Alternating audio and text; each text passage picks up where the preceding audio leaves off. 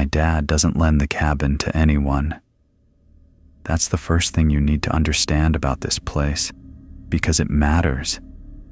It's not that the cabin is particularly impressive or expensive, or that it sits on some well-known lake that people have heard of. It doesn't. The lake it sits on is small enough that you won't find it on most maps unless you're zoomed in far past the point where maps are useful. The road in is unpaved and badly maintained. The cabin itself is old wood, a screened porch, 2 small bedrooms, and a dock that my dad replaces one board of every single spring without fail. But it's the family's. It has been for a long time, and my dad is protective of it the way people get protective of things they don't want to explain. So when he offered it to me for a weekend, I didn't ask any questions. I said yes, before he had time to think about what he'd said. My friend Logan and I had been talking for months about doing a real weekend trip.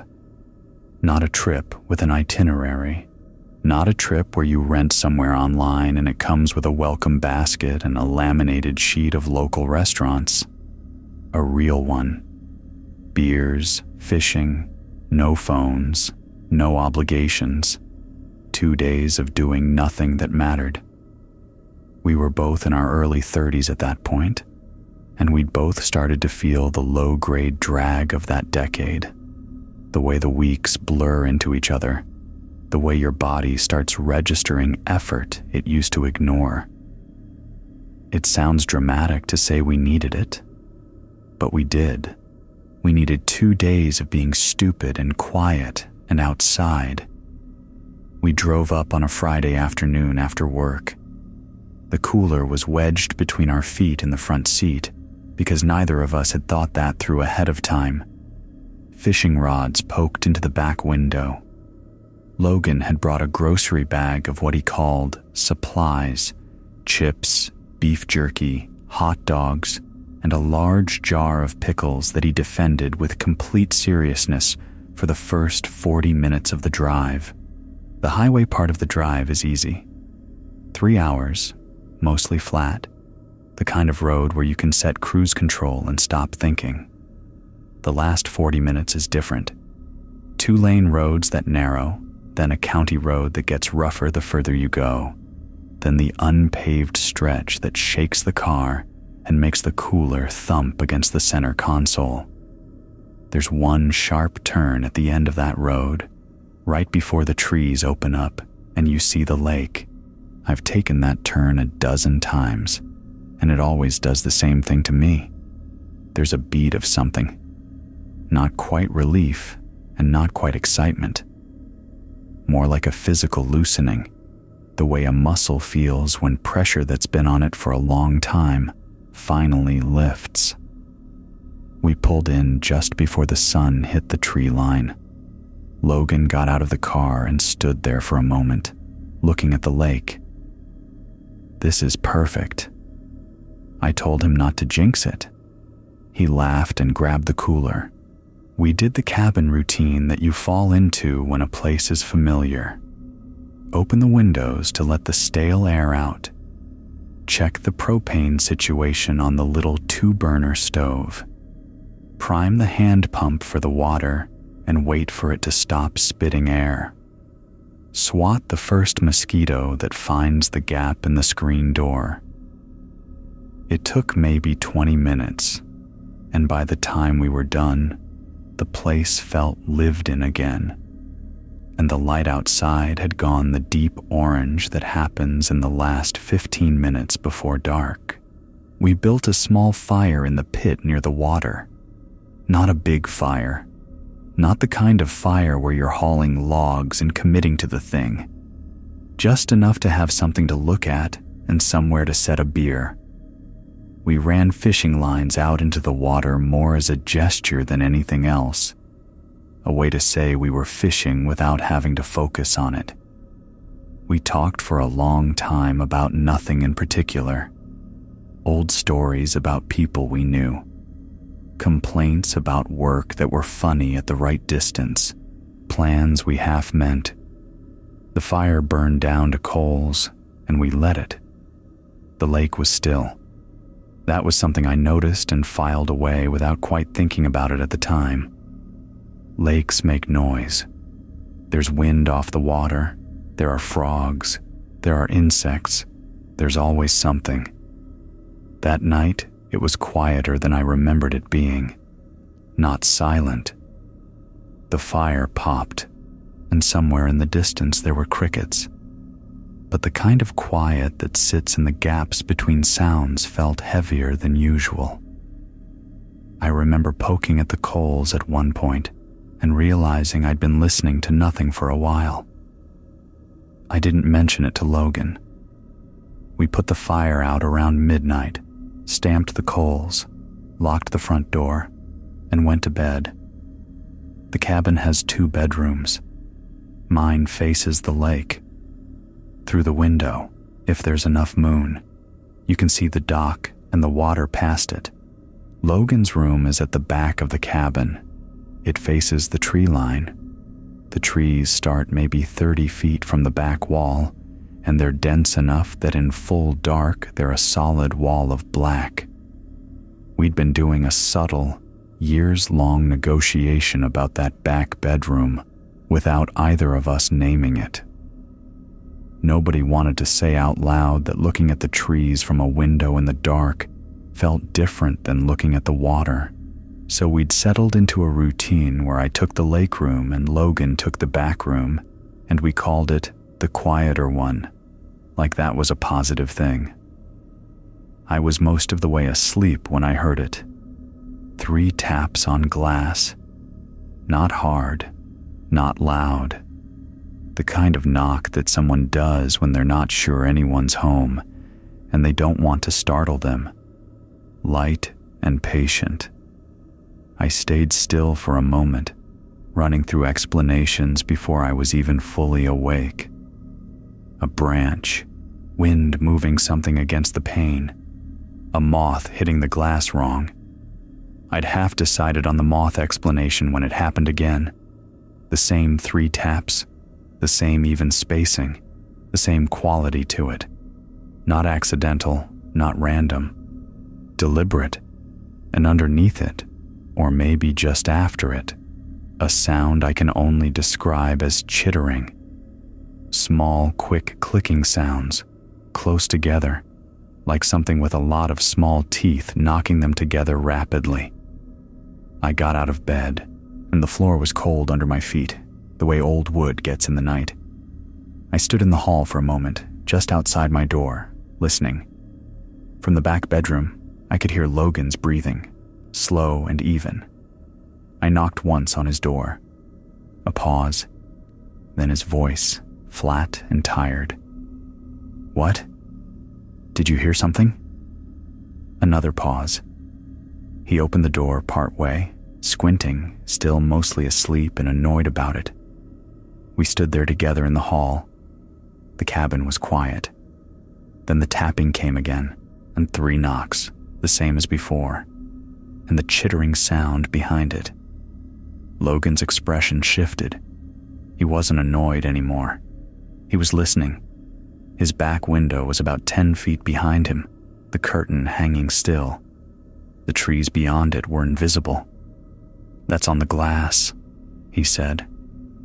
"Probably a raccoon," I told him, and I mostly believed it.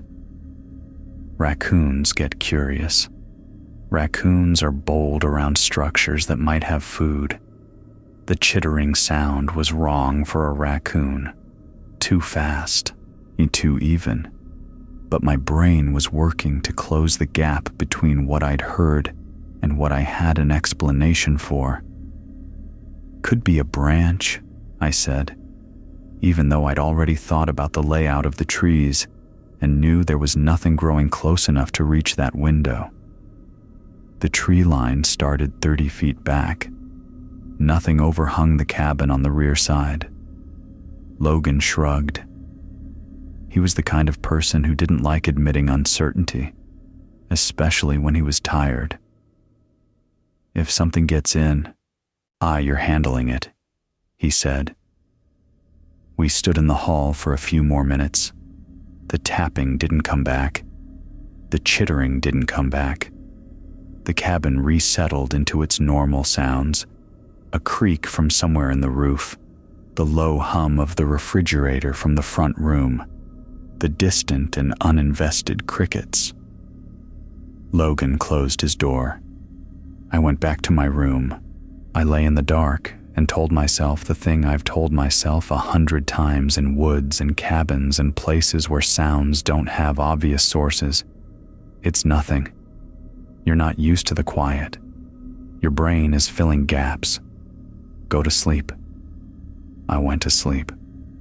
I want to be honest about that. I didn't lie awake worrying. I didn't feel a sense of dread that kept me up. I went to sleep within 10 minutes, and I didn't wake up again until the light through the lake-facing window had gone the pale gray of early morning.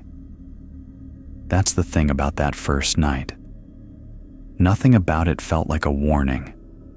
It felt like nothing more than a mildly odd minute in the middle of an otherwise ordinary night at a cabin in the woods. The kind of thing you mention the next morning. Get a shrug from the other person, and don't think about again. It wasn't until later that I started counting backwards and realized that was when it started. The tapping, the chittering, the specific, patient quality of 3 knocks on glass at 12:40 in the morning, from something that wasn't standing close enough to any tree for a branch to reach. 3 knocks, even spaced, quiet, like something checking whether the window would hold. The morning was the kind that makes you feel foolish for anything you thought the night before. That's not an exaggeration. There's a specific quality to morning light on a small lake, the way it comes in low and flat across the water and turns everything a pale gold, that has a physical effect on you. It's harder to hold on to worry in that light. It's harder to hold on to anything that isn't immediate and simple. The coffee is hot. The air is cool. The water is calm. And whatever tapping you heard through a window at 12:40 in the morning feels like a thing that belongs to a different world than the one you're currently standing in. Logan was already on the porch when I came out. He had a mug in one hand and was looking at the lake with the expression of a person who has not yet had to think about anything and is enjoying it. We'd made the coffee on the little propane stove, using the old percolator my parents kept in the cabinet above the sink. On the percolator made coffee the way a very enthusiastic and somewhat unskilled person would make it. Strong, slightly bitter, with a faint metallic edge from the pot itself. It was exactly right for a cabin morning. Neither of us mentioned the tapping, not because we were avoiding it. It genuinely didn't come up. We talked about the fish we hadn't caught the night before and made vague commitments to doing better. We ate the leftover jerky and some chips from Logan's bag, and sitting on the porch steps with our feet on the ground, watching the mist come off the surface of the lake in thin ribbons that the sun was already starting to dissolve. The morning moved slowly, which was the point. We carried our rods down to the dock after an hour or so and fished for a while in the way people fish when they're not really trying. Lines in the water, beer open, conversation happening in long, unhurried stretches with comfortable silences in between. Logan caught a small bass early on, maybe 8 inches, and held it up with the dignity of someone who had accomplished something significant. He put it back. I caught nothing. We stayed on the dock until the sun was high enough to take the cool edge off the air. The lake had gotten bright by then, a hard, reflecting glare that made you squint when you looked directly at it. The mist was long gone. Logan reeled his line in and looked back toward the cabin, and then passed it up the slope to where the ground rises into trees. "You want to check the trail back there?" he asked. "There's supposed to be a creek up the ridge. Might be better fishing." I'd walked that trail before, years earlier with my dad. It climbs through the trees behind the cabin, levels off through a stretch of dense brush and fern, then hits a rocky ridge where a shallow creek runs most of the year. It's maybe a mile round trip. Easy enough. "Sure," I said. We packed a small tackle box in case the creek was worth it, grabbed 2 beers each for what Logan called the hike, and walked up behind the cabin to where the ground starts rising. The air changed immediately when we got into the trees. This is something people who don't spend much time in dense woods underestimate. The temperature drops, sometimes by 5 or 6 degrees, as soon as you're under heavy canopy. The light goes green and indirect. Sound behaves differently. Your own footsteps seem closer. Sounds from outside the tree line seem farther. It takes your body a minute to recalibrate. We followed the trail single file where it narrowed, then side by side where it widened. The ground was dry and packed, covered in old leaf litter that had compressed over years of moisture and pressure into something almost like a mat. Our footsteps were quiet on it. We'd been walking maybe 10 minutes when Logan stopped. He was a few feet ahead of me, and he stopped the way people stop when something has caught their attention, and they're not sure yet what it means. I came up beside him. There was a patch of ferns to the right of the trail, and just past them, running toward the thicker brush, 2 parallel grooves in the ground, each maybe 4 inches across, maybe 2 feet apart. The grooves were clean-edged enough that they weren't from water runoff, and they went in a straight line for about 12 feet before the brush got too dense to follow them. Drag marks. Logan crouched down and ran 2 fingers along one of the grooves. The soil inside was compacted but dry, which meant they hadn't been made in wet conditions. They weren't fresh, but they weren't old either.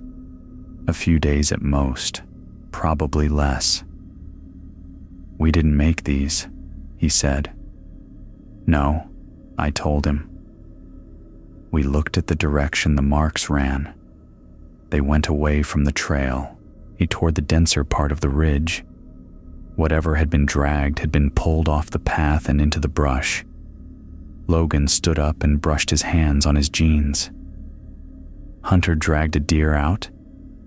"Season's not open," I said. "Could be out of season. People do that." That was true. It was a reasonable explanation. Poachers, somebody pulling a carcass away from the trail, something ordinary and explainable that happened to leave a mark. We kept walking.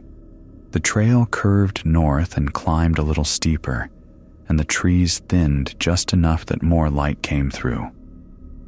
We were looking at the ground out of habit now, paying more attention than we had been, and that's probably why we noticed more. The prints came about 100 feet further up the trail.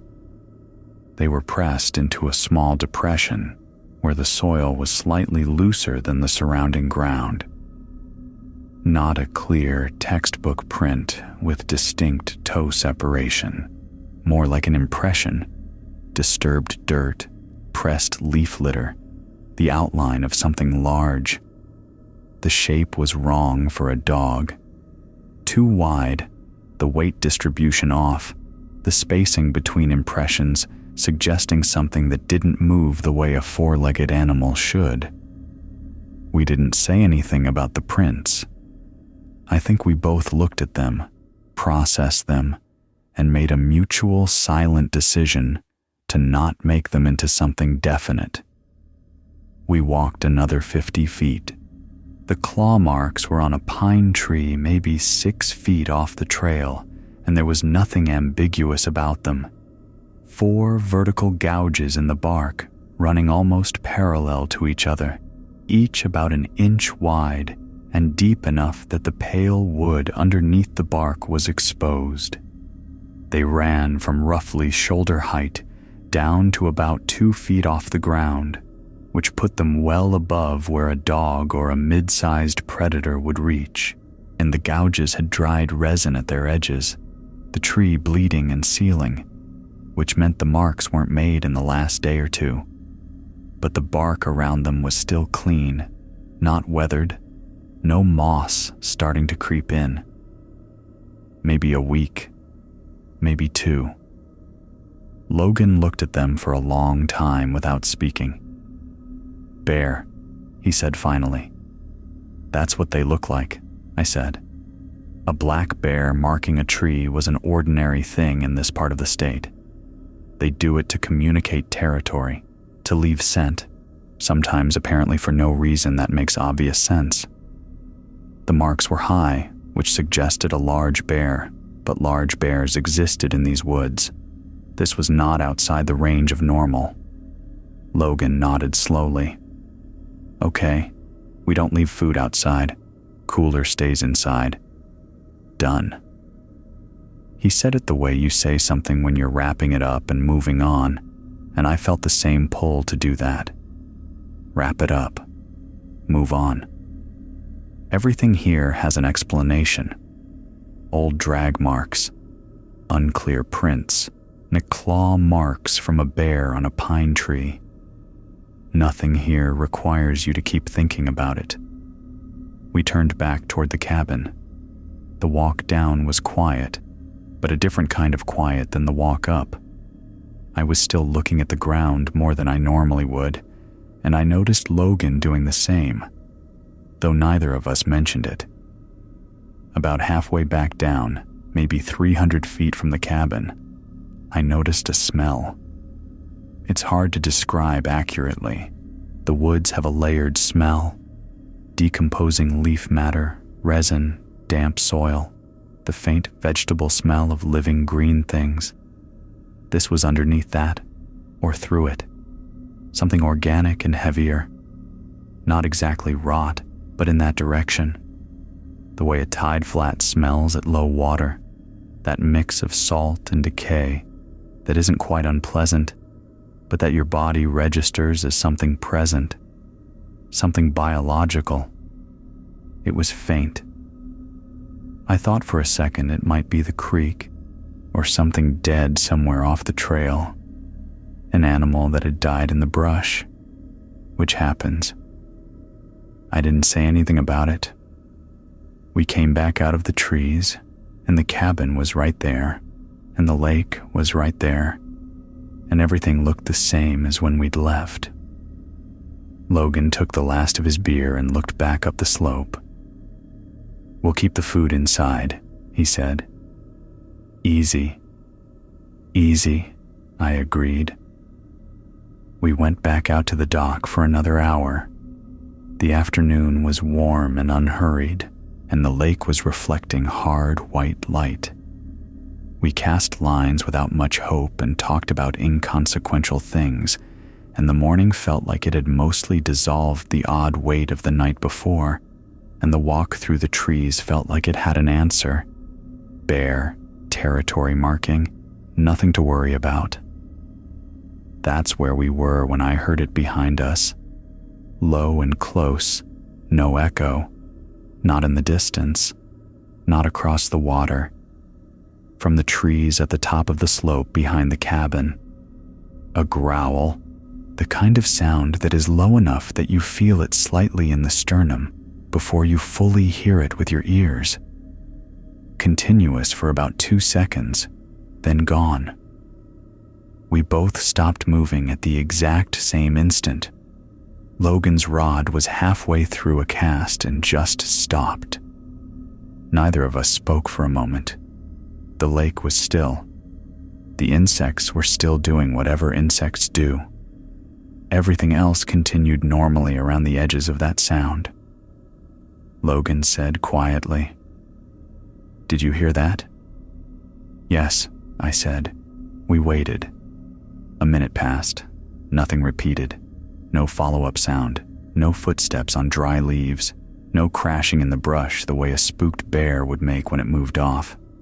Just the growl, and then nothing. "That was from the tree line," Logan said. "I know. That's a bear." "Probably," I said. He looked at me. "You don't sound sure." I wasn't sure. Not because bears don't growl. They do, though they're more likely to make a huffing sound, a rapid exhalation, when they're startled or warning you off. The sound I'd heard was lower than that, more sustained, but I had no better explanation, and saying that out loud felt like it would make the afternoon worse without making it safer. "It's a bear," I said. "It's in the trees. It's not interested in us." Logan nodded. He finished his cast. The lure hit the water. We kept fishing. I kept my ear toward the trees and didn't hear anything else for a while. The afternoon stretched out. We opened another beer. Logan caught a small perch and let it go. I went up to the cabin briefly to get more jerky and stood on the porch for a moment, looking at the tree line. The trees were dark and still. No movement. No sound. I went back to the dock. We were both quiet by then. Not uncomfortable quiet, but thoughtful. The kind of quiet where you're both processing something without discussing it. It was about 20 minutes later when the crying started. I want to be precise about what it sounded like, because that matters. It sounded like an infant, not a child. An infant. The specific high and reedy quality of a very young baby's cry. The way it rises and falls. The way there's a breathless catch in it. It was soft when it started, coming from somewhere in the trees to the north of the cabin. Soft enough that for one full second, I couldn't parse what I was hearing, because the brain resists assigning that sound to a forest in the middle of the afternoon. Then it got slightly louder, and there was no more ambiguity about what the sound was shaped like. Logan's head snapped toward the tree line. The cry stopped abruptly, mid-sound, like a recording cut off. Then it started again, and it was coming from a different direction. Not from the north side of the trees anymore, from somewhere behind the cabin, to the south.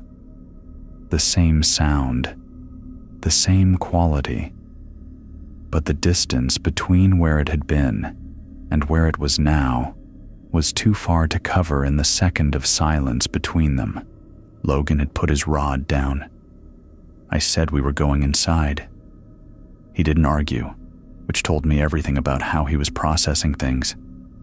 Logan argued about everything as a baseline.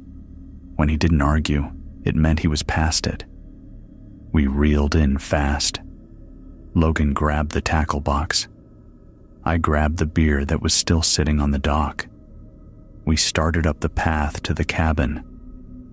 The path from the dock runs maybe 80 feet along the water's edge before it cuts up the slope to the cabin's porch. It's open ground, low grass, a few flat rocks, no cover. We were halfway up it when I heard the branch snap. Not a twig, not a dead stick underfoot. A thick branch, the kind that takes real weight or real force to break. A single sharp crack from the tree line, maybe 40 feet behind us. Logan turned around. I turned around. The trees were dark at the edge. The cabin was behind us, above us on the slope. The lake was to our left. I saw it before I understood what I was looking at. Something pale moving between the trunks. not moving the way an animal moves through brush, quickly, purposefully, committing to direction, moving slowly, which was worse, stopping, visible through one gap between two pines, then not visible, then visible again through another gap, further to the left than it should have been if it had been walking normally. It was big, not bear big in the way you imagine a black bear, which are actually modest-sized animals most of the time, big in a way that seemed wrong for the trees it was moving through, pale in a way that was wrong for the light in there. It stopped between two trees, and I could see the shape of it. Massive shoulders, heavy front limbs, a hunched, dense body that absorbed the gaps between the trees rather than fitting through them. Its skin was wrong. That's the only way I have ever been able to say it that gets anywhere close to accurate. It was pale, but the pale wasn't a color so much as an absence, like something that had never been exposed to light long enough to develop pigmentation. And through that pale, there were darker shapes visible beneath the surface, not clearly visible, suggested, the slow evidence of things moving under skin that was too thin for what it was covering. Logan said, very quietly, "What is that?" And the crying sound came again from directly where it was standing. Not like a baby in the woods anymore, like the thing in front of us was producing it. Standing still, massive and pale at the edge of the trees, making an infant's cry with whatever it had instead of a face. That was when I understood what the sound was for. It was what it had been doing the night before, at the window. It wasn't a signal. It wasn't distress. It was a test. It was producing a sound that human hearing assigns immediate and visceral urgency to, and then waiting to see what moved toward it. The creature shifted its weight. I said to run, not the kind of running where you have a plan, the kind where your body makes the decision before your brain has finished forming a thought, and you're already moving by the time you understand why. The cabin was up the slope, maybe 60 feet. The porch steps, the door, the lock. That was the goal. That was the only thing that mattered. Logan was ahead of me by 2 steps because he'd already been half turned toward the slope when I said it. I was right behind him. The lake to my left, the tree line to my right, the open ground between us and the porch shrinking fast. I heard it moving. That's the part I keep coming back to when I think about it. Bears are loud when they move fast through brush. They crash. They displace things. This didn't sound like that. It sounded like something large crossing open ground with a kind of efficiency that had nothing reluctant in it. Not the sound of an animal that was charging out of aggression or fear. The sound of something that had decided and was now simply doing. Logan hit the base of the porch steps and started up them. I was 3 feet behind him. Something hit me from the right side. Not a clean tackle, not a collision where a distinct point of impact registered clearly. More like the edge of something enormous moving past me and connecting as it went. My right shoulder spun inward. I lost a step, went sideways, and caught myself with my left hand on the ground without quite going down. I came back up and kept moving. Logan was on the porch. He had the door half open and was looking back at me with an expression I didn't have time to read. I got up the steps. That was when I heard Logan make a sound that I had never heard him make before and have not heard since. It wasn't a scream. It was shorter than that, more compressed, in the sound a person makes when something happens that is completely outside their prepared range of responses, and the body produces noise the way it produces an involuntary muscle contraction, not chosen, just happening. I turned. The creature had not followed me up the steps. It had gone around. It was at the side of the porch, the north side, where the porch railing met the wall of the cabin. It had come around the outside faster than either of us had moved, and it was there, and Logan was 3 feet from it, and its forelimb was already retracting from whatever it had just done. Logan was holding his left hand up. He was staring at it. There was a moment, maybe 2 seconds, where neither of us moved. Logan stared at his hand. The creature stood at the railing. The late afternoon light came across the lake, flat and yellow, and landed on everything equally: the porch boards and the railing post and the pale skin of the thing standing there. And everything was very clear and very still. Then Logan's brain finished processing what it was looking at, and he made that sound again, louder. His fingers, 3 of them on the left hand. The tips were gone, not ragged, not crushed.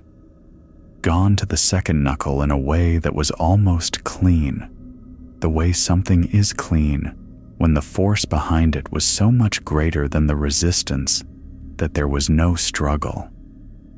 Blood came fast and dark and ran down his palm in lines. I grabbed him by the back of his jacket and pulled. I pulled him toward the door, which was still open, still right there. If we'd gone through it in that moment, we would have been inside. We would have been safe, or safer, which in that moment felt like the same thing. The creature moved again. It came over the railing.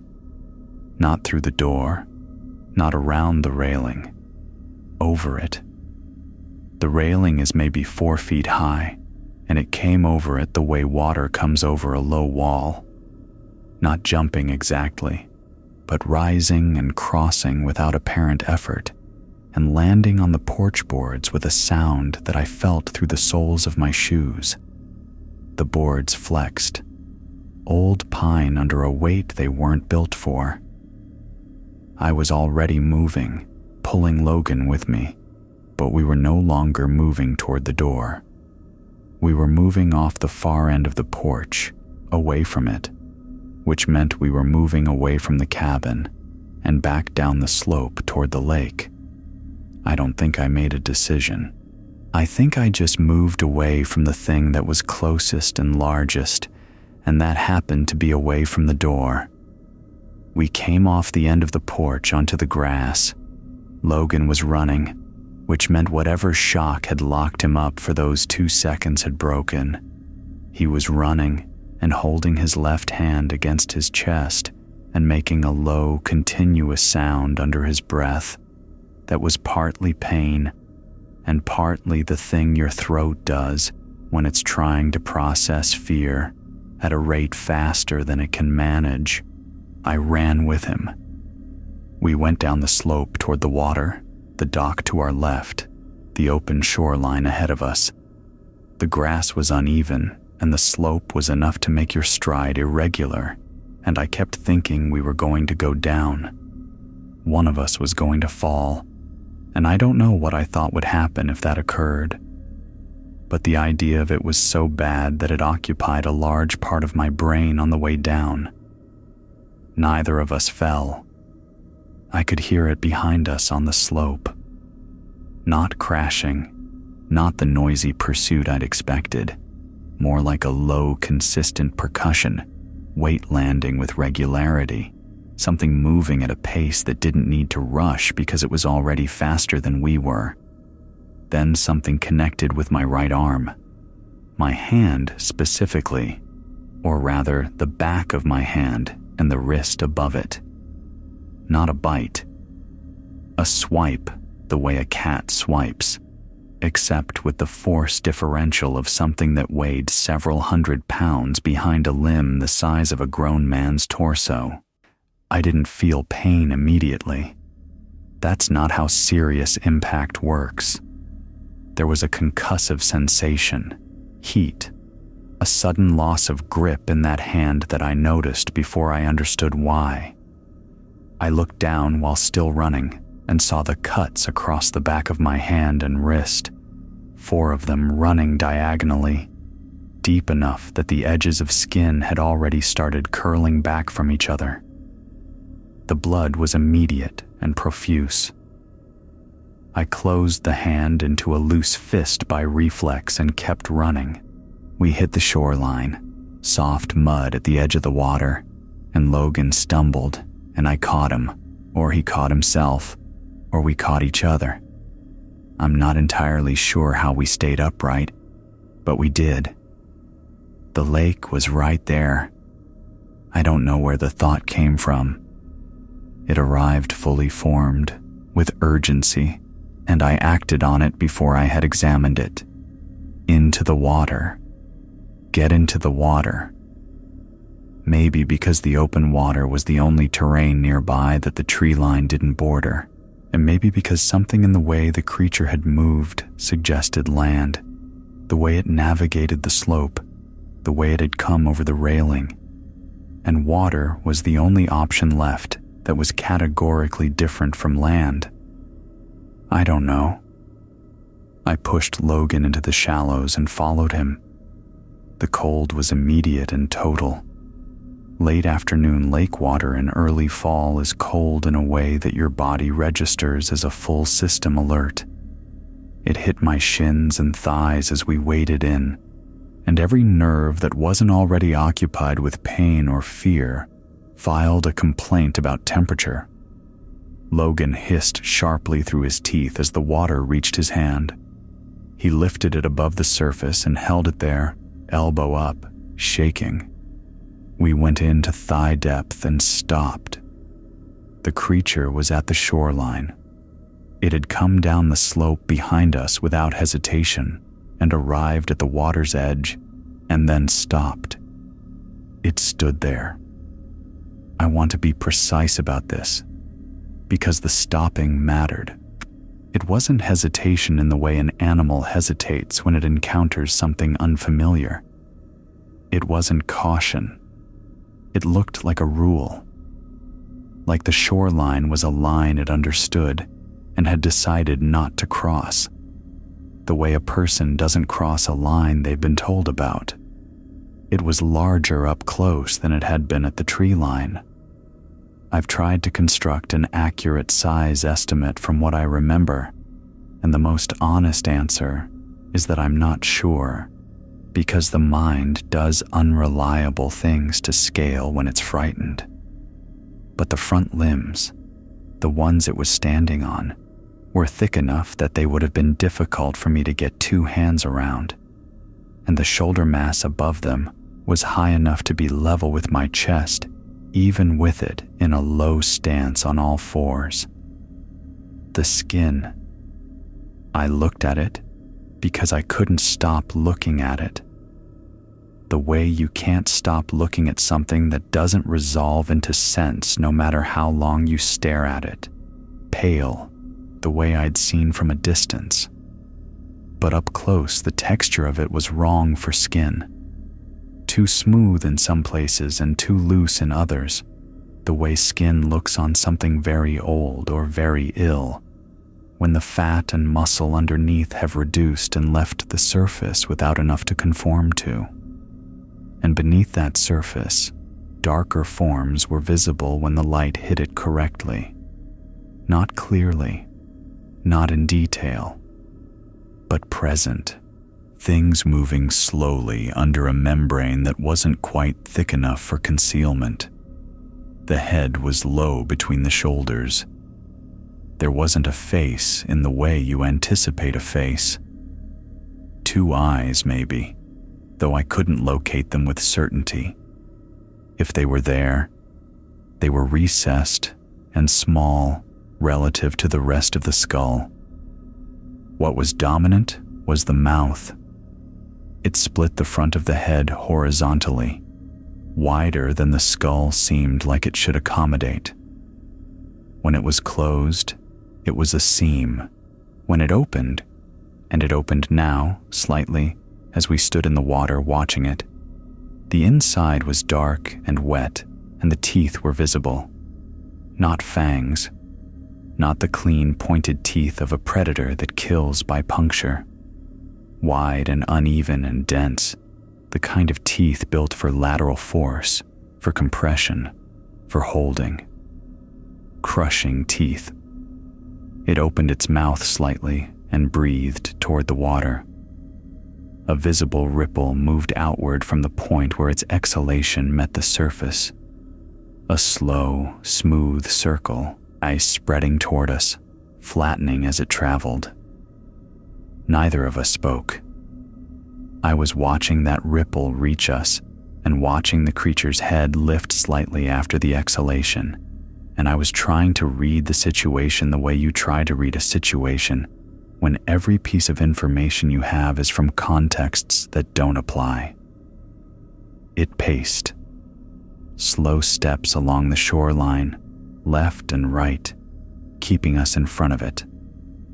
Its gait on land was heavy and slightly uneven, and the back end higher than the front when it walked, which made the movement look effortful in a way the speed earlier hadn't suggested. Like land wasn't its primary environment, like it was good enough at land, but only good enough. The crying sound came again, from the creature directly in front of us. We watched it produce the sound. The mouth opened slightly, and the sound came out, and it was exactly the sound of an infant crying. The pitch, the rhythm, the breathless rise and catch of it, coming from that wide, pale head, from that opening full of crushing teeth. It held the sound for 4 seconds and then cut it off. And then it just looked at us. Logan was shaking beside me, partly cold, partly everything else. His hand was still held above the surface, and when I glanced at it, I could see that the bleeding had slowed to a seep, which was good, but the injury itself was bad enough that my stomach moved when I looked directly at it, and I made myself look away. My own hand had gone partly numb, which I knew wasn't good, but was also making things more manageable. I could feel my heartbeat in the cuts every time my pulse moved through them. We stood in the water for a long time. The creature paced. It breathed toward the water once more. It made the crying sound twice more, each time softer, each time with slightly different timing, like it was adjusting the parameters of it. The sun moved. The light off the lake changed from flat white to something more amber. The water got colder, or maybe just felt colder the longer we were in it. Logan's teeth were clicking together involuntarily. "We have to move," he said low. "I know," I said. The cabin was up the slope. The dock was 20 feet to our left. To reach the dock, we'd have to move along the shoreline, staying in the shallows, using the dock posts as partial cover for the distance between the water and the cabin. It wasn't a good plan. It was the least bad version of the available options. "Along the shore," I said. "Stay in the water until we reach the dock, then up to the cabin." Logan looked at me, and then at the dock, and then at the creature on the shore. He nodded once. We moved. Slowly at first, sideways along the shoreline, thigh deep in the water, trying to keep our feet under us on a lake bottom that was rock and mud and uneven in ways that weren't visible. The creature tracked us. It moved parallel to us on the shore, keeping the same distance, that slow, uneven gait, its head turned toward us, It didn't close the distance. It maintained it, which was almost worse in a way. If it had charged into the water after us, or if it had left, both of those would have been a resolution. The parallel tracking was something else, patient, observational. We reached the dock. I went up the ladder first and reached back for Logan, who came up one-handed, and we were on the dock, and the cabin was right there at the top of the slope, 30 yards of open ground, and the creature was still on the shoreline below us, watching. Logan looked at the slope, and then at me. "Run," I said. He went. I went 2 steps behind him. The baby cry came from our left as we hit the grass, from somewhere different than the shoreline, on from the tree line to the north side of the cabin, and the sound of it at a sprint, while injured and cold, and already past most normal limits of what the body agrees to cooperate with, was different from all the other times I had heard it that afternoon. It had moved. In the time it took us to cross the dock and start up the slope, the creature had moved. The shoreline to the tree line was not a short distance. It had covered it faster than should have been possible. I did not look back. Logan hit the porch, and I hit it behind him, and the screen door tore partially off its upper hinge when he grabbed it and didn't wait for the latch, and then the inner door was open, and we were inside. I kicked the inner door shut. The deadbolt, the chain, the small sliding lock at the top of the frame that nobody ever uses, and that I threw anyway, because my hands were looking for every possible thing to do. Logan collapsed against the far wall of the front room and slid down it to the floor. He was still holding his left hand elevated. He was breathing in short, fast pulls, the kind of breathing that isn't quite enough, but is all the body can manage. I stood against the door and listened. My hand was dripping. I was aware of it distantly, the steady tick of blood hitting the wood floor, and I pressed it against my shirt and held it there. The cabin was quiet for a moment. Just the sound of us breathing, just the refrigerator hum and the click of the walls adjusting to the evening temperature.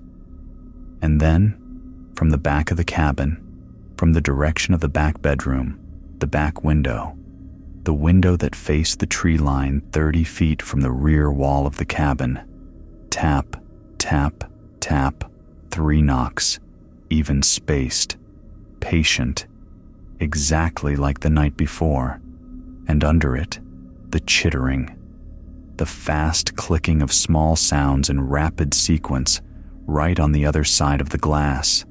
Logan looked up at me from the floor. His face had gone the color of old paper.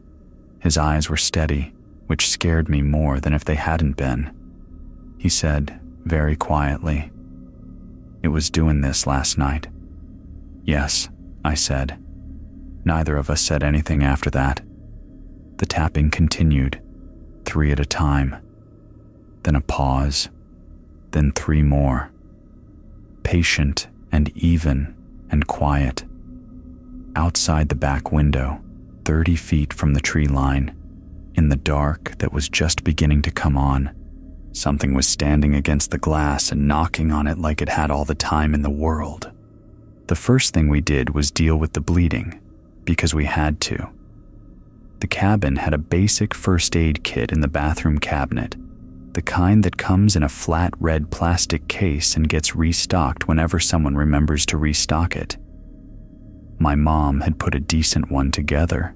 Gauze rolls, medical tape, a handful of large bandage pads, antiseptic wipes in individual packets. Not an emergency room, but enough to work with. I went to the bathroom and ran cold water over my hand and watched the cuts open and close under the pressure of the tap. 4 of them, diagonal across the back of my hand from the knuckles to the wrist. The deepest one tracked along the meat below my thumb and had already started to swell at the edges.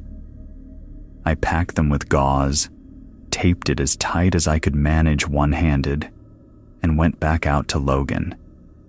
He was still on the floor against the wall, but he'd pulled himself together in the way Logan pulls himself together, which involves going very quiet and very still and doing an internal accounting of the situation before he says anything. He was doing that. His left hand was in his lap, wrapped in his own shirt, which he'd pulled off and torn into strips while I was in the bathroom. I crouched down and looked at his hand. I'm not going to describe it in detail, because I've never been able to do so without the description becoming the thing the story is about, and that's not what this is about. What I will say is that it was serious, that it needed more than what we had in that kit, and that when I looked at Logan's face after looking at his hand, I understood he already knew that. We wrapped it properly with what we had: gauze, pressure, tape. It took a while, and it wasn't clean work, but the bleeding slowed to something manageable when the pressure was consistent. The tapping had not stopped during any of this. It had moved once. Started at the back window, which was the window in Logan's bedroom facing the tree line, and after maybe 20 minutes had shifted to the left side wall, further toward the rear of the cabin. Not the window on that wall, the wall itself. A low, flat sound. 3 beats, then silence, then 3 beats again. Not glass anymore. Wood. The chittering came and went, sometimes directly connected to the tapping, sometimes separate, a few seconds before or after, like the two sounds weren't necessarily being produced by the same mechanism. Neither of us talked about what was outside, not because we were avoiding it, but because there wasn't anything to say about it that would help. We both knew what was out there. Talking about it would only put it more firmly in the room with us. What we talked about instead was practical. We went through the cabin's options the way you go through a problem you have to solve with the materials available. The front door was the strongest point of entry, and we'd locked everything on it. The back door, there was a back door, off the kitchen, a narrow thing that opened onto a small wooden step, and then the rear of the property. Had a deadbolt and a door bar, a thick piece of pine that dropped into metal brackets on either side of the frame. My dad had added that years ago for reasons he'd never fully explained, and that I was currently grateful for. The windows were the weak points. There were 6 of them. 2 in the front room, 1 in each bedroom, 1 above the kitchen sink, 1 in the bathroom at the end of the hall that was small enough that nothing larger than a cat was getting through it regardless. We went through the cabin and moved furniture against the larger windows, not because we thought a bookcase or a couch pushed against a wall was a structural solution, but because anything that slowed entry by even a few seconds was better than nothing, and the work of doing it was better than standing still and listening. The light outside had fully gone by the time we finished. That happened fast, the way it does in fall when the sun drops below the horizon. Not a slow fade, but a fairly quick transition from late amber to full dark. And full dark at a cabin on an unmapped lake with no neighbors within a mile meant the kind of dark that people who live in or near cities have mostly never experienced. No ambient glow from anywhere, no streetlights or passing headlights on the gravel road. just the small cone of the porch, light out front, and the dark everywhere else. Logan turned on every light inside the cabin. I understood why. If you could see the inside of the place clearly, you could also see the windows clearly, and you could see what was on the other side of them if it came close enough to the glass. The porch light was already on. We left it on. Light felt like something. We sat in the front room, the two of us on the couch facing the front windows, which looked out over the porch to the lake beyond. The tapping had gone quiet for a stretch. In that quiet, Logan said he wanted to try the phone. I checked mine. 1 bar, which was what I'd seen intermittently throughout the day, and the same weak signal that appeared and disappeared depending on what the atmosphere was doing and which direction you held the phone. I tried a call, and it failed before it connected. I tried a text to my dad and watched the sending indicator spin without completing. Logan tried his. Same result. We weren't completely without options on that front, though. 1 bar meant signal existed. It meant that at some point in the night, if the conditions shifted even slightly, we might get enough to push a call through. We agreed to check every 20 minutes or so and not exhaust the batteries. The cabin had no landline. There had been one years back, but my parents had let the service lapse. I'd known this, and it hadn't seemed relevant when we drove up. We sat with that. Logan leaned his head back against the couch and looked at the ceiling. "Walk me through the water thing," he said. He meant why it had stopped at the shoreline, why it hadn't come in after us. "I don't know," I told him. "You have a theory." "I don't have a theory. I have an observation." "What's the observation?" "It didn't go in. It went down to the edge. It stopped." Logan was quiet for a moment. "When it breathed at the water, the ripple." "Yes." "What do you think that was?" I thought about it. "I think it was checking something," I said. "Or doing something. I don't know what." Logan nodded slowly. He was doing the accounting thing again, running the numbers on something internal. "It's been outside since before last night," he said. "The tapping started last night. The marks in the woods were a few days old, maybe a week. It's been in this area for a while." "Seems like it," I said. "So it knows the cabin is here." "Yes. And it hasn't come through the walls yet." I looked at the wall across from me. Old pine planks, maybe an inch thick, set over a frame that was solid but not new. Whatever was outside was large enough and strong enough that the wall was not a structural barrier if it decided the wall wasn't a barrier. "No," I said. "It hasn't." We sat with that too. The tapping started again, this time at the front. Not at the door. At the front room window, the right one, 3 feet to the left of where we were sitting. 3 taps, even spaced. Then silence. Then 3 more. The window glass was old enough to have a slight warp to it, and the tapping made it flex just perceptibly inward and back.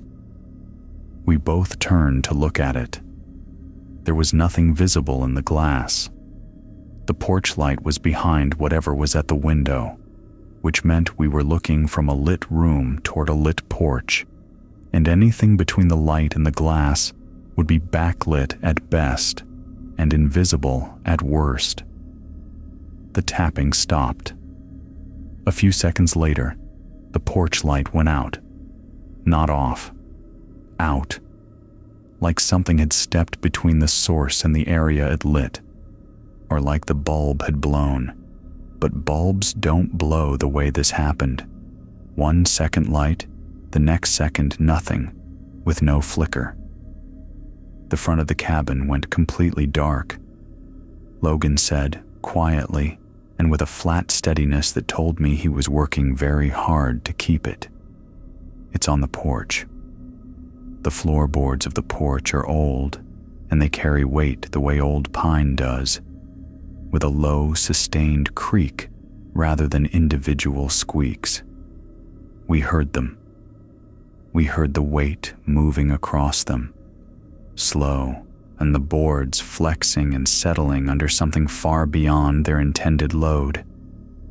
The creak moved from the right side of the porch across to the left, and then back, and then stopped. I had the fireplace poker. I'd picked it up when we came inside and hadn't put it down. It was cold, and it was metal, and it was the only thing in the cabin that I could hold and that had any application as a tool of impact, and holding it was better than not holding it, regardless of whether it would actually accomplish anything relevant. Logan had the hatchet from the kindling box by the wood stove. Small, short-handled, sharp. He held it in his good hand against his thigh. We did not move from the couch. The porch went quiet again.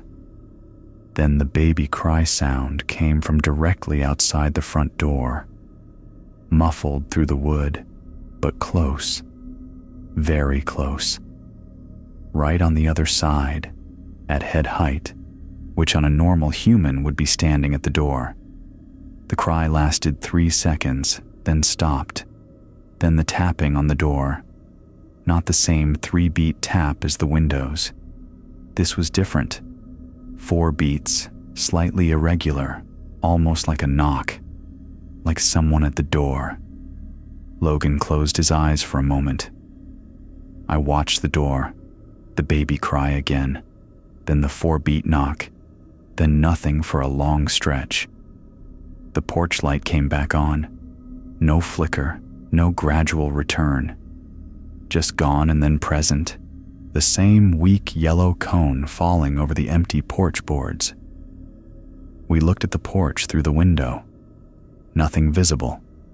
Nothing on the steps. Nothing at the edge of the porch railing.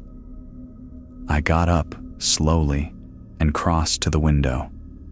I looked out past the porch to the open ground between the cabin and the lake. The creature was standing at the bottom of the porch steps, facing the door. It had its back to the lake, which put its face, or the front of its head, toward us, toward the porch, on toward the door. It was still, completely still, the way things are still when stillness is a choice and not a default state. Its front limbs were slightly apart, its weight distributed evenly, its head at that low position between the massive shoulders. Standing there the way you stand when you're waiting for something, I stood at the window and looked at it, and it was looking at the door, and the door was between me and it, and the glass was between me and the night air, and I could feel my heartbeat through my bandaged hand. Logan came up beside me. We looked at it together. It didn't react to us at the window, didn't shift toward us, kept its attention on the door or on the cabin or on whatever it perceived through the walls and the glass by whatever means it perceived things. The baby cry came again, soft, and this time, the softest version we'd heard, almost gentle in the way that things that are not gentle sometimes produce sounds that resemble gentleness.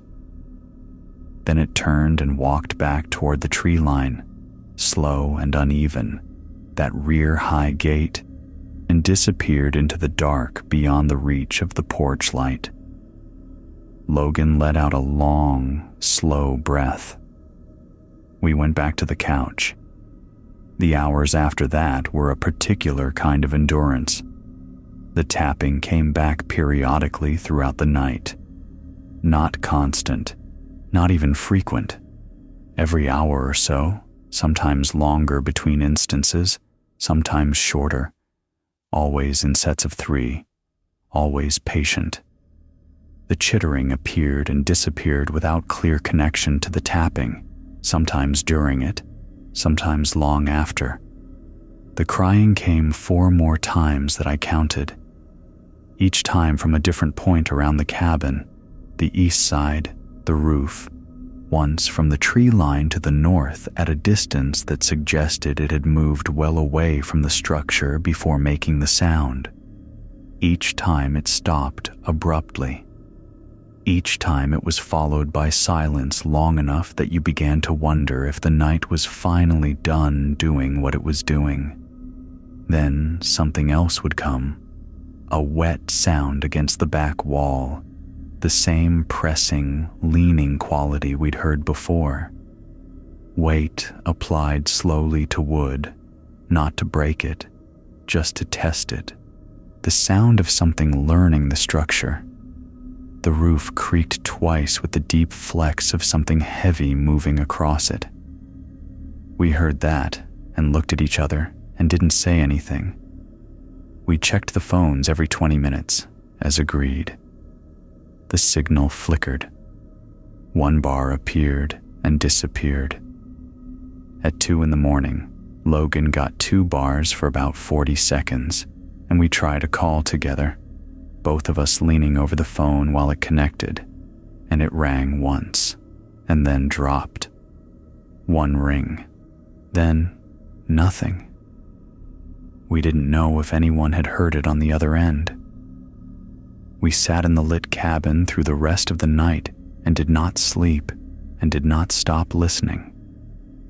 My hand had stiffened badly, and the pain had settled into a deep, bone-level ache that made focusing on anything else difficult.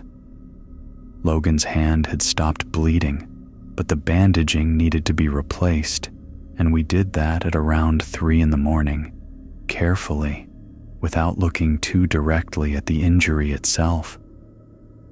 At around 4, and the tapping stopped and didn't come back. The crying stopped.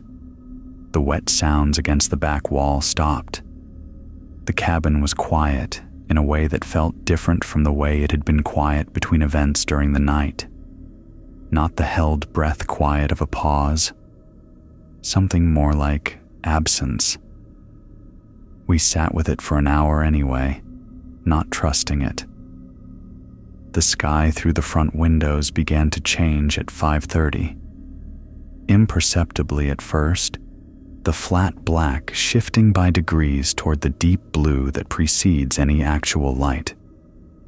By 6, there was enough gray at the horizon over the lake that objects on the porch were visible without the porch light. At 6:15, I checked the phone. 3 bars. I dialed without waiting for them to drop. The dispatcher answered on the second ring, and the sound of another human voice speaking normally from somewhere that wasn't this place was something I didn't have a category for in that moment. I kept my voice as level as I could and told her what she needed to know. A private lake, a family cabin, my first name. We'd been attacked. Logan's hand needed a surgeon. We needed someone to come down the gravel road to the end and find us. She asked what had attacked us. I told her a bear.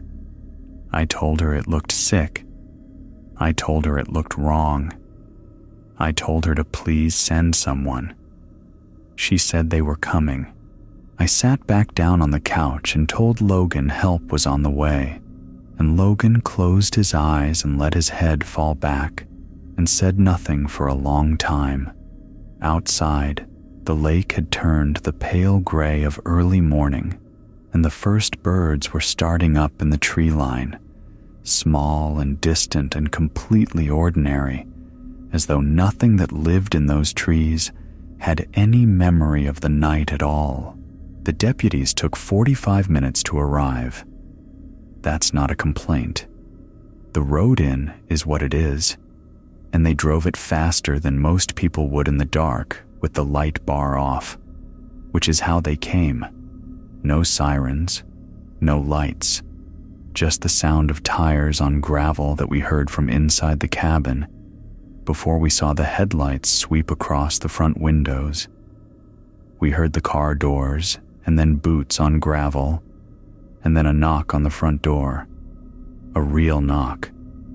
4 beats, uneven, on the way a person knocks, and a voice identifying itself as the county sheriff's department, and I unlocked the deadbolt and the chain and the small sliding lock at the top of the frame and opened the door. 2 deputies, both men, both in their 40s, both with the particular baseline composure of people who have driven to enough bad situations in the dark that they've learned to keep their faces neutral until they understand what they're walking into. The one in front looked at my hand, then past me at Logan on the couch, then back at me. EMTs are about 4 minutes behind us, he said. What happened? I told him a bear, that it had come out of the tree line, that it had attacked us on the way back to the cabin, that we'd gotten inside and stayed there.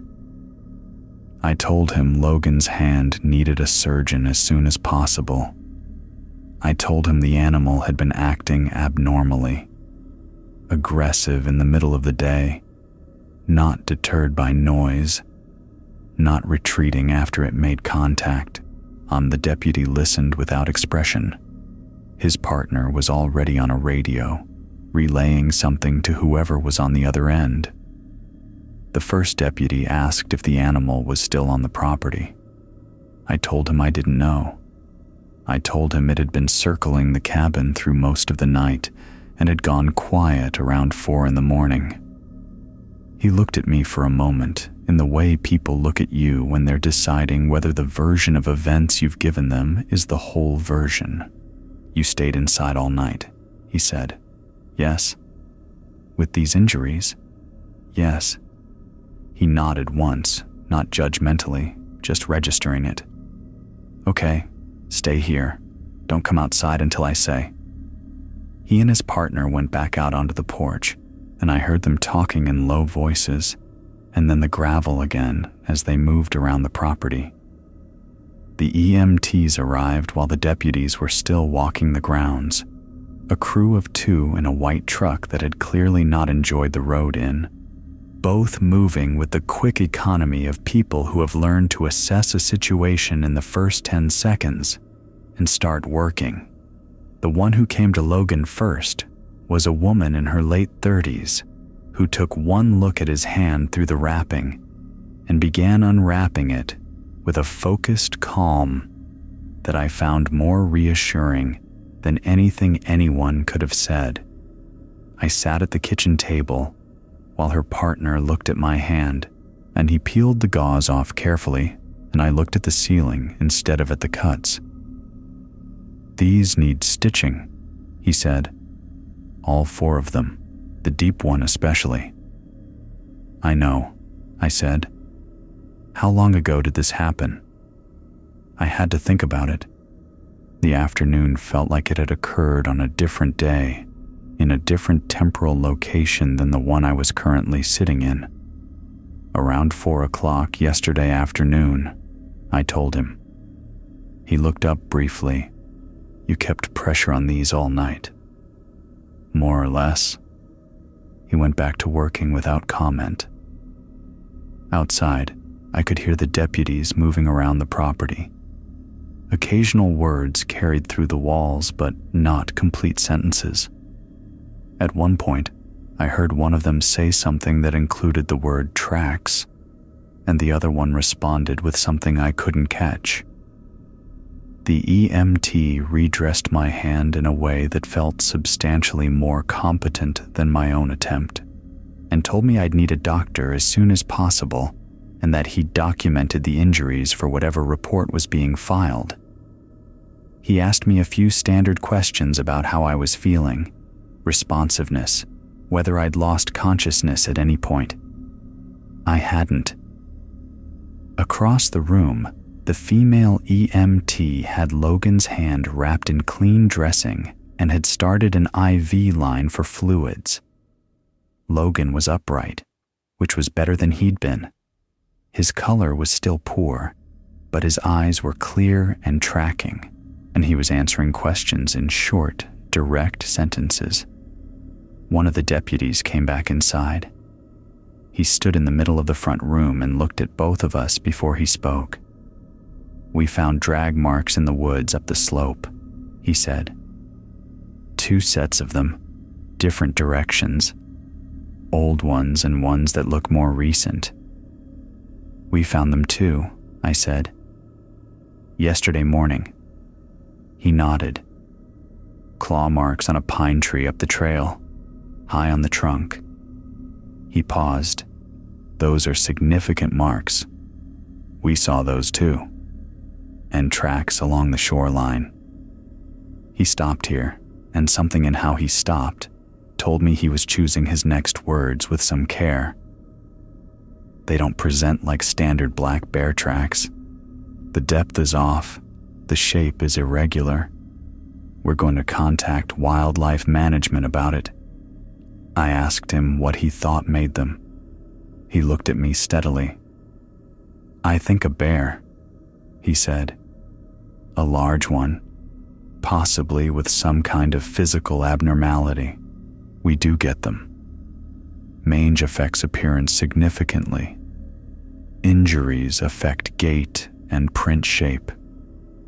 He said it the way you say something when you've decided on an explanation and you're committed to it, because the alternative is a conversation you don't have the framework for at 6:40 in the morning on a gravel road at an unmapped lake.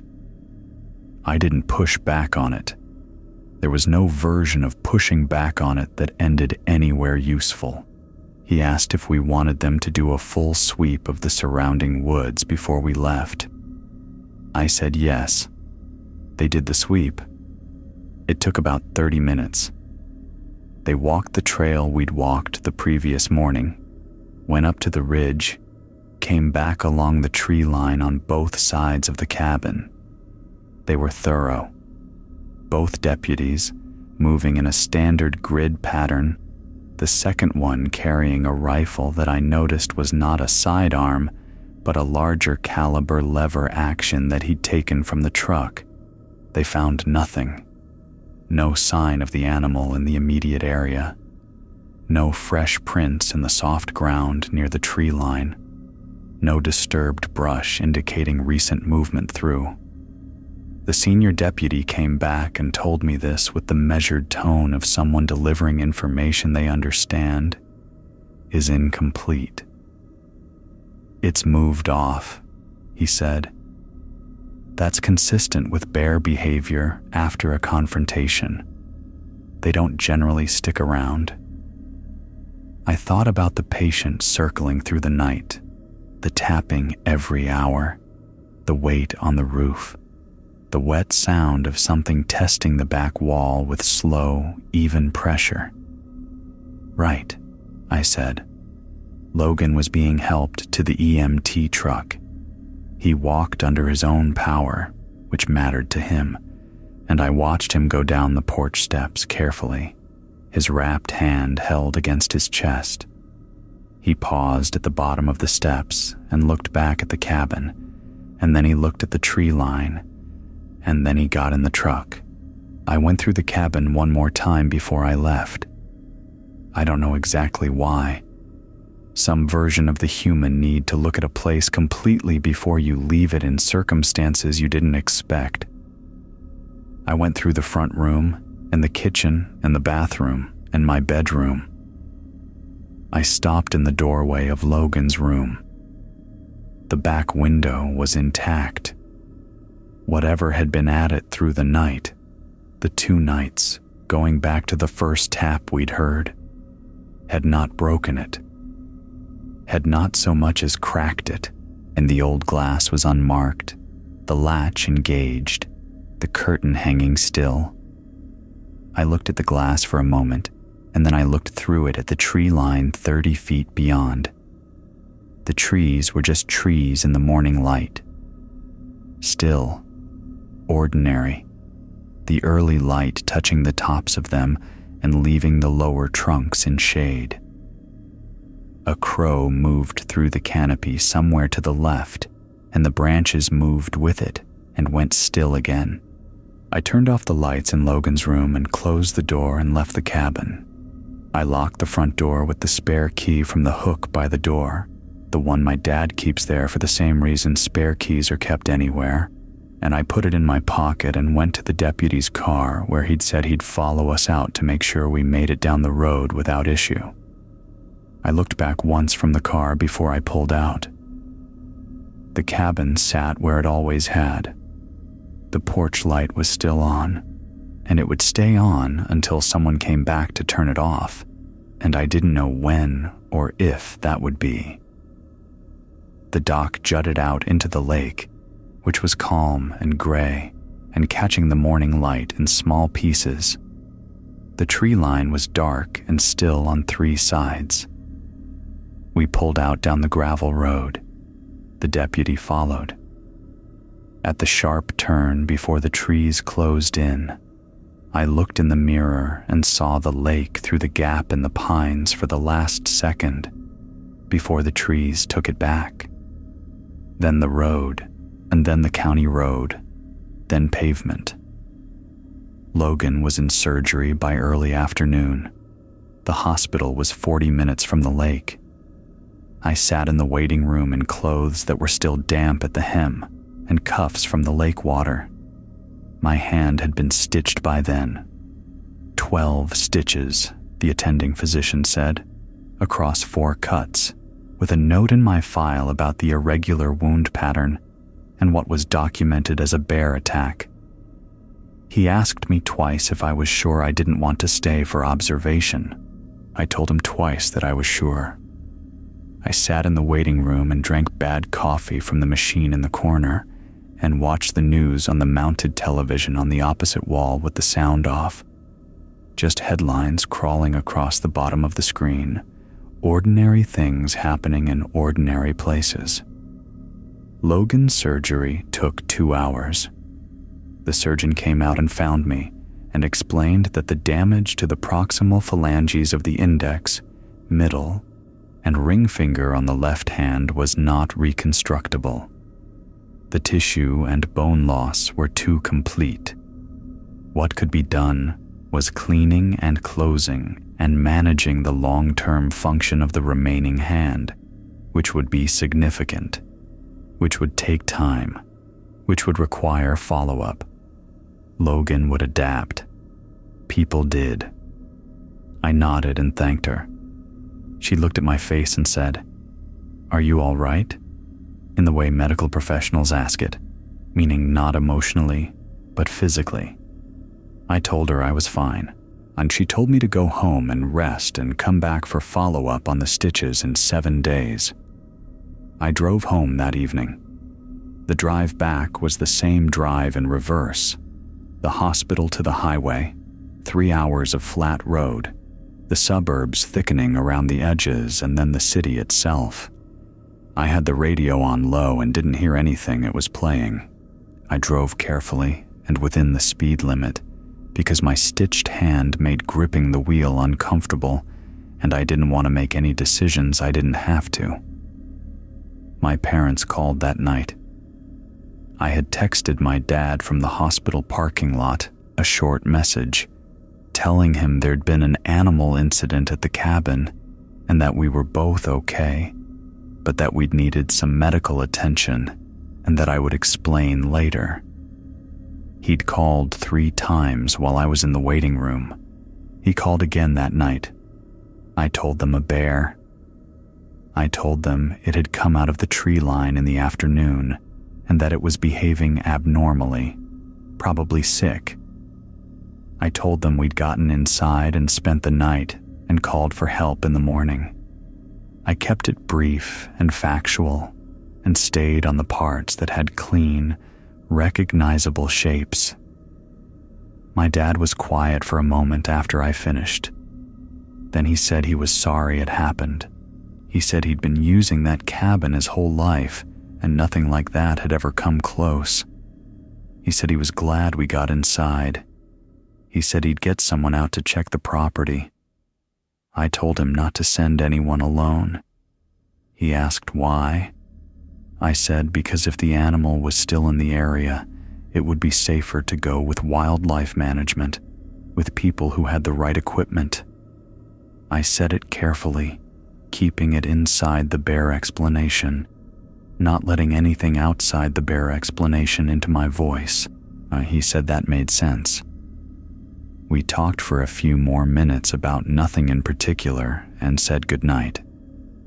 I sat in my apartment afterward in the quiet and thought about what my dad had said, that he'd been using that cabin his whole life and nothing like that had ever come close. And I turned it over for a while without arriving anywhere useful with it, because the drag marks in the woods had been fresh. Not that morning's fresh, but recent fresh, and the claw marks on the tree had resin at their edges, but no weathering, no moss, nothing that put them more than a week or two back. Whatever had been at the cabin had arrived recently. But the other thing I kept thinking about was the shoreline. The way it had stopped at the water's edge without hesitation, without testing it even once. The way it had paced the line, but not crossed it. Whatever relationship it had with the water wasn't fear in the way an unfamiliar animal is fearful of something new. It was older than that, more established. The kind of boundary that gets set through experience rather than instinct. Something had taught it that lesson, which meant there had been other times, other water, other people maybe, who had made it to water and stayed there long enough that it had learned. I didn't let myself follow that particular line of thinking very far. Logan came out of the hospital 2 days later. I drove him home and sat with him for a while, and we talked about practical things, the follow-up appointments, the occupational therapy referral, how he'd manage his job for the next few weeks. We talked about what to tell people, and we landed in the same place without much discussion. A bear, an animal encounter. Everyone accepts that. Everyone understands the basic shape of it. Somewhere in the middle of that afternoon, he looked at me from across his kitchen table and said, "You're not going to be able to explain what it did with the sound." "No," I said. "To anyone." "No." He looked at his wrapped hand and then back at me. I keep thinking about the way it cut the sound off, midway through, like it was a tool it picked up and put down. I nodded. "Things don't do that," he said. "I know." We didn't say anything for a while after that. The afternoon was ordinary outside his kitchen window. Traffic sounds, a dog somewhere nearby, the clean, mundane continuity of a place that was not a cabin at the edge of an unmapped lake. "We're not going back," he said. Not a question. "No," I said. He nodded. "Okay." That was the last time we talked about it directly. Weeks passed and then months, and the physical recovery moved in the direction recoveries move, slowly and with setbacks, and then less slowly. The stitches came out of my hand and left a pale ladder of scars across the back of it. Logan learned to manage. He adapted the way the surgeon had said he would, and watching him do it was one of the harder things about the whole aftermath. My parents hired someone from a wildlife management service to walk the property in early November. The man they hired spent a day out there and called my dad that evening. My dad relayed the call to me, and the wildlife man had found old claw marks on a tree off the main trail, consistent with black bear territory marking, size suggesting a large male. He found no active signs of the animal, No fresh tracks, no recent scat, no indication that anything was using the area as regular territory. He told my dad the bear had most likely moved through and wouldn't return. My dad passed this on to me as good news, which it was meant to be, and I thanked him for having it done and said it was a relief. A few days after that conversation, I was at work in the middle of an ordinary afternoon, and I found myself thinking about the back window of the cabin. The old glass with the slight warp to it, the way it sat in its frame, the paint on the sill going chalky at the edges the way old paint does. I thought about what had been standing on the other side of it 2 nights in a row, standing there in the dark with 3 fingers of one limb raised and tapping the glass with patience that had nothing urgent in it. Not trying to get in. Not yet. Just checking whether the glass would hold. Learning what the structure was made of. Building a picture of the place from the outside, one surface at a time. The way something would do if it was approaching a problem carefully and with adequate time. I thought about the baby cry and how long it must have been using that sound, how many adjustments it must have made over however long it had been doing this, calibrating the pitch, the duration, the distance from which it deployed it for maximum effect. Soft when you needed to draw something closer. Cut off abruptly when it wanted to reset the attention. Different directions to create confusion about location. It knew what it was doing. That was the part that had no comfortable ending. Not that it was large. Not that it was fast. Not that it was aggressive or dangerous or capable of serious harm. All of which were things that could be said about any number of animals that people had frameworks for. The part that didn't resolve was that it had learned. It knew what a baby crying did to people. It knew what windows were. It knew the shoreline was a boundary worth maintaining. Knew it well enough that it paced the edge rather than crossing it. Knew it with the specificity of something that had run that calculation before and remembered the result. And it knew, when we were locked inside and not coming out, that the most effective thing it could do was wait. 3 knocks on glass. Patient, even spaced. Every hour through the night. Checking. Not because it needed us that night. Because it was learning exactly how long we would stay.